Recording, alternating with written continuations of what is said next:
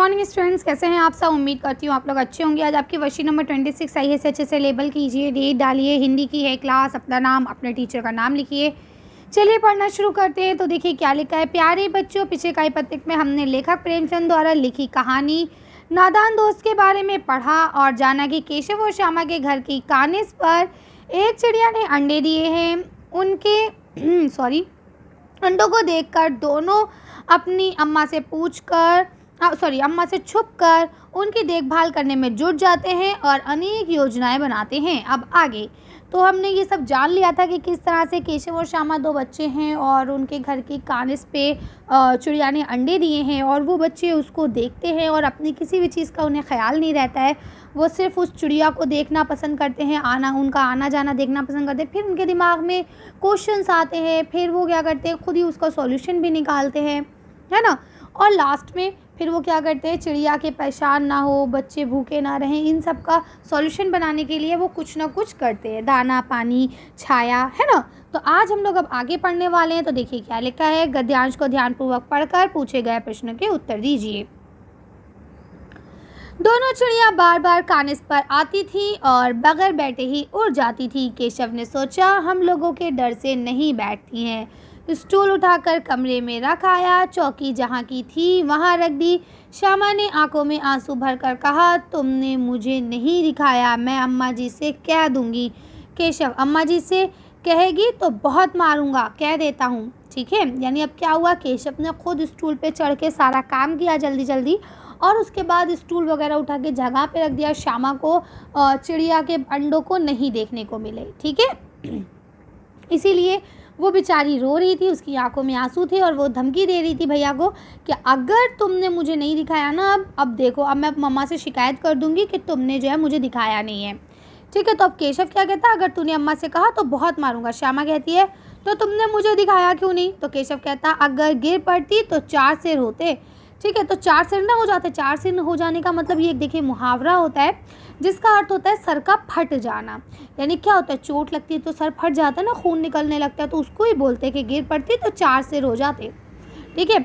श्यामा, हो जाते, लेकिन देख लेना, मैं तो कह दूंगी। यानी कि अगर मैं गिरती, मेरा सर फटता तो फट जाता, लेकिन अब तुमने मुझे नहीं दिखाया ना, मैं मम्मा से शिकायत कर दूंगी, तुम देख लेना।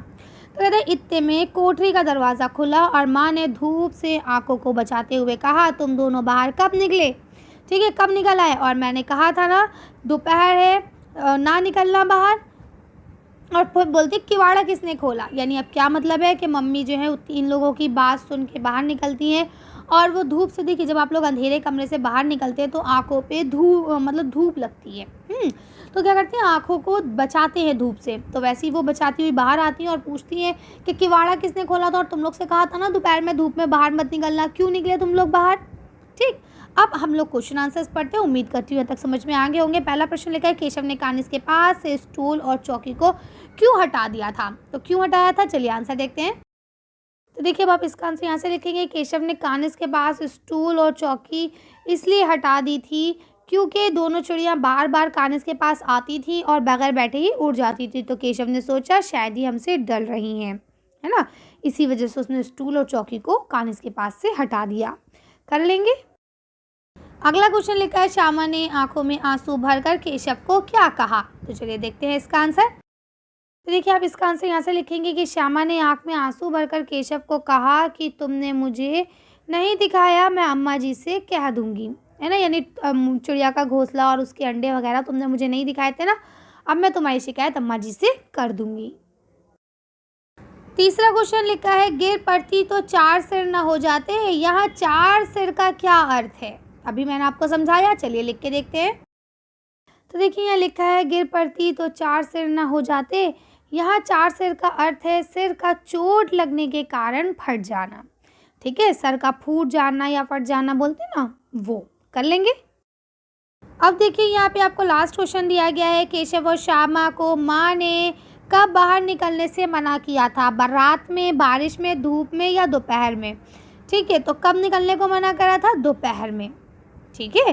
तो इसका आंसर आप यहीं से लिखेंगे। अब आपकी लास्ट गतिविधि दी गई है, उस समय अगर आप केशव और श्यामा की जगह होते तो आप क्या वार्तालाप करते।